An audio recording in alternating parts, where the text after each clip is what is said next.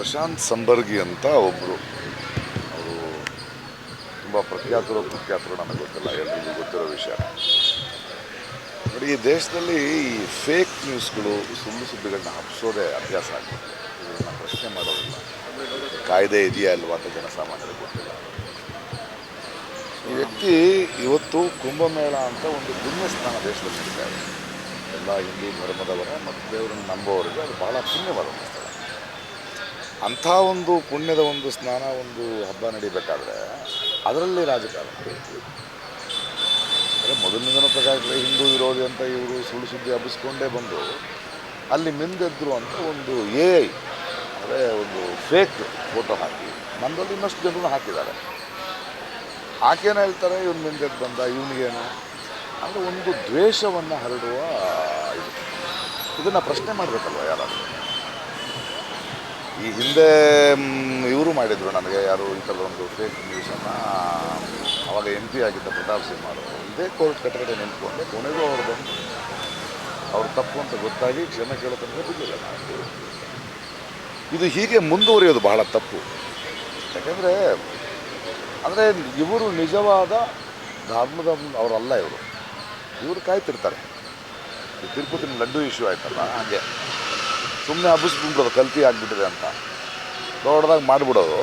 ಜನ ಅವರ ನಂಬಿಕೆ ಅಷ್ಟು ಪ್ರೀತಿಯಿಂದ ಹೋಗ್ತಿರೋ ದೇವಸ್ಥಾನದ ಮೇಲೆ ಅವ್ರ ಮನಸ್ಸಿಗೆ ಆಘಾತ ಮಾಡಿ ಒಂದು ರಾಜಕೀಯವಾಗಿ ಏನೋ ತೊಗೊಂಡು ಆಮೇಲೆ ಏನಾಯಿತು ಗೊತ್ತಿಲ್ಲ, ಹಬ್ಬಿಸ್ಬಿಡೋದು ಅಷ್ಟೇ. ಇತ್ತೀಚೆಗೆ ನಾವು ಮೊನ್ನೆ ಒಂದು ಕೇಸ್ ಗೆದ್ದೆ. ಅದರಲ್ಲಿ ಏನಂದರೆ ಬಾಂಗ್ಲಾ ಯಾವುದೋ ಒಂದು ಇಂಡೋನೇಷ್ಯಾದಲ್ಲಿ 97% ಮುಸ್ಲಿಮರು ಇದ್ದಾರೆ, 1% ಕ್ರಿಶ್ಚಿಯನ್ಸ್ ಇದ್ದಾರೆ, 2% ಅಷ್ಟೇ ಹಿಂದೂಗಳಿದೆ, 1100 ದೇವಾಲಯಗಳಿದೆ, ಅಲ್ಲಿ ಯಾವುದೇ ಹಿಂದೂ ಧರ್ಮಕ್ಕೆ ತೊಂದರೆ ಇಲ್ಲ ಅಂತ ನಾನು ಕೊಟ್ಟೆ ಸ್ಟೇಟ್ಮೆಂಟ್ ಇವರೇ ಪೋಸ್ಟ್ರು ಮಾಡ್ಬಿಡೋದು. ವಾಟ್ಸಪ್ ಯೂನಿವರ್ಸಿಟಿಗಳಲ್ಲಿ ಈ ಜಲತಾಣಗಳಲ್ಲಿ ನಡೆಸ್ಬಿಡೋದು. ಅದಾದಮೇಲೆ ಜನ ನೀನು ಹೆಂಗೆ ಹಿಂದೂ ವಿರೋಧಿ ಅಂತ.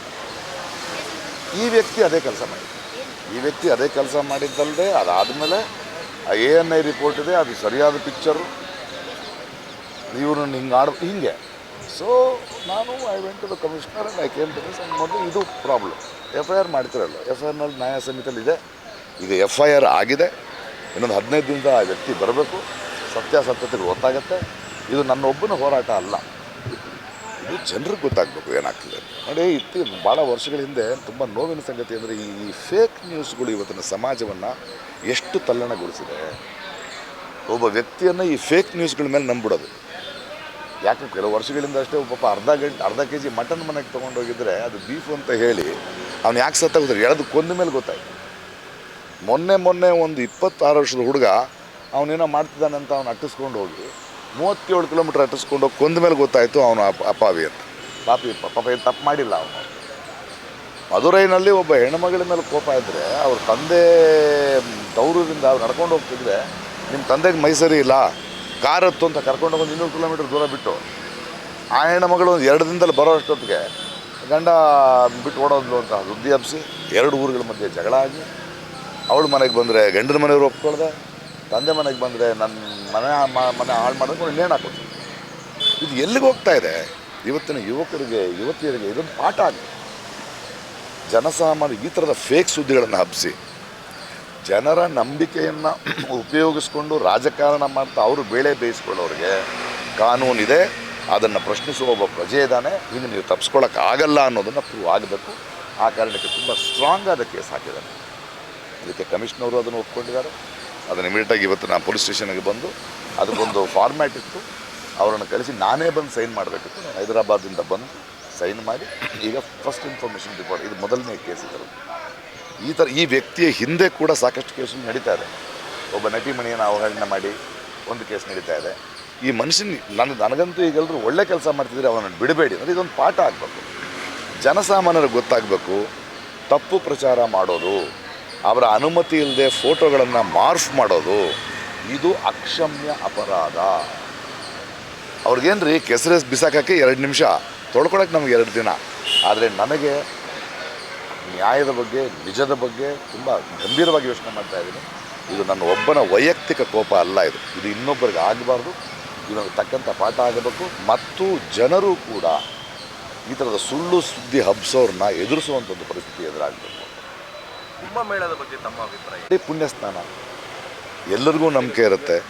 ತಪ್ಪೇನಿದೆ ಅದರಲ್ಲಿ? ಇವಾಗ ನನಗೆ ದೇವರಲ್ಲಿ ನಂಬಿಕೆ ಇಲ್ಲ, ನಾನು ದೇವರಿಲ್ಲದೆ ಬದುಕಬಲ್ಲೆ, ಇನ್ನೊಂದಷ್ಟು ವರ್ಷನೂ ಬದುಕ್ಬಿಡ್ತೀನಿ. ಆದರೆ ಮನುಷ್ಯರಿಲ್ಲದೆ ನನ್ನಿಂದ ಬದುಕೋಕ್ಕಾಗಲ್ಲ. ಹಾಗಂತ ಅವ್ರ ನಂಬಿಕೆಯನ್ನು ಪ್ರಶ್ನೆ ಮಾಡೋದು ನಾವೇನು? ಅವ್ರಿಗೆ ಅದರಲ್ಲೊಂದು ಸಂತೋಷ ಇದೆ, ಅದರೊಳಗೊಂದು ಇದಿದೆ ಅಂದರೆ ಹೋಗಲಿ.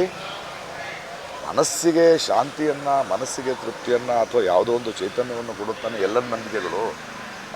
ಅದನ್ನು ಉಪಯೋಗಿಸೋದಿದೆಯಲ್ಲ, ಅದನ್ನು ರಾಜಕಾರಣಕ್ಕೆ ಉಪಯೋಗಿಸೋದು, ದ್ವೇಷಕ್ಕೆ ಉಪಯೋಗಿಸೋದು, ಇನ್ನೊಬ್ಬನ ಇದ್ರ ವಿರುದ್ಧ ಅಂತ ಎತ್ತು ಕಟ್ಟೋದು, ಸುಳ್ಳು ಹೇಳಿ ವಾಟ್ಸಪ್ ಯೂನಿವರ್ಸಿಟಿ ಮೂಲಕ. ವಾಟ್ಸಪ್ನಲ್ಲಿ ಹಿಡಿಯೋಕ್ಕಾಗಲ್ಲ, ಈಗ ಡೈರೆಕ್ಟಾಗಿ ಸಿಕ್ಕಾಕೋದು.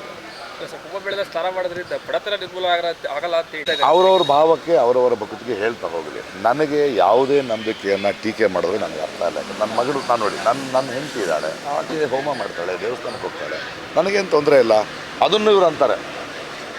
ಅಂದರೆ ಇವ್ರಿಗೆ ಅರ್ಥ ಆಗದೆ ಇರೋದು, ಅವರು ನಾನು ಸಾಮರಸ್ಯದಿಂದ ಈ ದೇಶದಲ್ಲಿ ಬದುಕ್ತಾ ಇದ್ದೀವಿ, ಅವರ ನಂಬಿಕೆ ಅವ್ರದ್ದು, ನನ್ನ ನಂಬಿಕೆ ನಮಗೆ ಇದು ಅರ್ಥ ಆಗ್ತಾ ಇಲ್ಲ ಅಲ್ವಾ? ಯಾರ ನಂಬಿಕೆ ನಾವು ಕೊಡಿ, ಒಬ್ಬರ ನಂಬಿಕೆ ಸರಿ ಇಲ್ಲ ಅಂತ ಹೇಳಿ ನಿಮ್ಗೆ ಇನ್ನೊಂದು ನಂಬಿಕೆ ಕೊಡೋ ತಾಕತ್ತಿರ್ಬೋದು. ಅವ್ರಿಗೆ ಅದರಲ್ಲಿ ಸಂತೋಷ ಇದ್ದರೆ ನಾವ್ಯಾರು ಪ್ರಶ್ನೆ ಮಾಡೋಕ್ಕೆ? ಅದು ಮೂಢನಂಬಿಕೆ ಆದರೆ ಪ್ರಶ್ನೆ ಮಾಡಬೇಕು. ಅದನ್ನು ರಾಜಕಾರಣವಾಗಿ ಉಪಯೋಗಿಸಿದ್ರೆ ಪ್ರಶ್ನೆ ಮಾಡಲೇಬೇಕು. ಧರ್ಮದ ಬಿಟ್ಟು ನನಗೂ ದೇವ್ರಿಗೂ ಸಂಬಂಧನೇ ಇಲ್ಲರಿ. ನಾನು ಯಾರೋ ಕೇಳಿದ್ರು, ನನಗೆ ಟೈಮ್ ಇಲ್ಲ, ನನಗೆ ಮನುಷ್ಯರು ಮುಖ್ಯ. ನೋಡಿ, ಜೀವನದಲ್ಲಿ ನಿಮ್ಗೆ ಏನಾದರೂ ಕಷ್ಟ ಅಂತಾದರೆ, ನಿಮಗೆ ಪ್ರೀತಿ ಅಂತದೆ, ಇನ್ನೊಬ್ಬ ಸಹ ಮನುಷ್ಯನೇ ಬರಬೇಕು. ನನಗೆ ಅಷ್ಟರಲ್ಲೇ ಇದ್ದೀನಿ. ನನಗೆ ಬೇಕಾದ ನನ್ನ ನಾನು ಯಾವುದು ಪ್ರತಿಯೊಬ್ಬರು ಒಂದೊಂದು ಹೇಳ್ತಾನೆ, ಇದನ್ನ ಯಾಕೆ ಹೇಳಿಲ್ಲ, ಇದನ್ನ ಯಾಕೆ, ಅದೆಲ್ಲ ನಮ್ಮ ಕೆಲಸ. ತಪ್ಪು ನಡೀತಿದ್ರೆ ಕೇಳ್ತೀವಿ, ಏನು ನಡೀತಿದೆ ಅದನ್ನು ಕೇಳ್ತಾ ಇದ್ದೀವಿ. ಅಲ್ಲ, ಅದೇ ವಿಚಾರ ಸರ್. ಅಲ್ಲ, ಅದು ಅವ್ರು ಹೇಳ್ತಾರೆ. ನಾನು ಹೇಳ್ಬೇಕು, ಕ್ರಿಶ್ಚಿಯನ್ರು ಮಾಡಿದ್ರು ತಪ್ಪು, ಕ್ರಿಶ್ಚಿಯನ್ಗಿಂತ ದೊಡ್ಡ ಮಾಫಿಯಾ ಅಲ್ಲ ಅಂತ ನಾನೇ ಹೇಳಿದ್ದೀನಿ. ಮುಸಲ್ಮಾನರಲ್ಲಿ ಒಳ್ಳೆ ಮುಸಲ್ಮಾನರಿದ್ದಾರೆ, ಟೆರರಿಸ್ಟ್ಗಳಿದ್ದಾರೆ ಅಂತ ನಾನೇ ಹೇಳಿದ್ದೀನಿ. ಅದು ಹೈಲೈಟ್ ಆಗಲ್ಲ, ಯಾಕಂದರೆ ಅವ್ರ ಪಾಪ ಅವ್ರಿಗೆ ಬೇರೆ ಕೆಲಸಗಳಿದೆ. ಇವ್ರಿಗೆ ಅದು ಸೃಷ್ಟಿ ಮಾಡ್ಕೊಳ್ಳೋದು. ಯಾವತ್ತಾದ್ರು ಯಾವುದು ಧರ್ಮದ ಬಗ್ಗೆ ಯಾವ ಥರ ಮಾತಾಡಿದ್ದೀನಿ ಅಂದರೆ, ಯಾವ ಥರ ಮಾತಾಡಿದೆ? ಮನುಷ್ಯನ ಪ್ರೀತಿಸಿ ಅಂತ ಹೇಳ್ತಾ ಇದ್ದೀನಿ. ನಾವೊಂದು ಸಮಾನವಾಗಿರಬೇಕು, ಸಮಾನ ಅವಕಾಶ ಇರಬೇಕು ಅಂತ ಹೇಳ್ತಾ ಇದ್ದೀನಿ ಹೊರತು ಇವ್ರು ಹುಟ್ಟಿಸೋದು. ಇವ್ರು ಹುಟ್ಟಿಸಿ ಆ ಧರ್ಮದವ್ರನ್ನ ಇವ್ರ ಮೇಲೆ ಒಂದು ದ್ವೇಷ ಬರೋ ಥರ. ಇವಾಗ ಏನಾಗುತ್ತೆ, ನಿನ್ನ ಭೇಟಿ ಮಾಡ್ತಿದ್ದೀನಿ ಅಂದ್ಕೊಳಪ್ಪ, ನೀನು ಇನ್ನೊಬ್ಬ ನನಗೆ ಹೇಳ್ತಾನೆ, ಇವನಿಗಾನಲ್ಲ ಹಿಂಗೆ ಅಂದ್ಬಿಡ್ತಾನೆ, ಅವನು ಗೊತ್ತಿಲ್ಲ. ನಾನು ಹೋಗ್ಬೇಕಾದ್ರೆ ಓಹೋ ಹಿಂಗೇನೋ ಅಂತ ನೋಡ್ಕೊಂಡು ಅವ್ನು ಏನಂದ್ರೆ ನಂಗೆ ಹಿಂಗೆ ಕಾಣಿಸ್ತಾ ಇದೆ. ಅದೇ ಇವ್ರ ಕೆಲಸ, ಅದನ್ನು ನಿಲ್ಲಿಸ್ಬೇಕು. ಗೊತ್ತಿಲ್ಲ ರೀ ಮತ್ತು ನನಗೆ ಅವ್ನಿಗೇನು ಸಂಬಂಧ ಇದೆ ಹೇಳಿ? ಈಗ ಇದಾದ ಮೇಲೆ ಯಾರು ಅಂತ ವಿಚಾರಿಸಿದ್ರೆ ಇಷ್ಟು ಕೆಲಸಗಳು ಬರ್ತಾಯಿದೆ, ಇಷ್ಟಿಷ್ಟು ಕೇಸ್ಗಳಿದೆ. ಮೊನ್ನೇನೋ ಕೋರ್ಟ್ನಲ್ಲಿ ಜಗಳ ಮಾಡ್ಕೊಂಡು ಅಂದರೆ ಮಾಧ್ಯಮದವ್ರ ಮುಂದೆ ಎಲ್ಲರ ಮುಂದೆ ಅವ್ರು, ಬಟ್ ಎಲ್ಲದಕ್ಕೂ ಒಂದು ಕಡಿವಾಣ ಬೀಳ್ಬೇಕಲ್ವ? ಥ್ಯಾಂಕ್ ಯು, ಒಳ್ಳೆಯದಾಗಲಿ.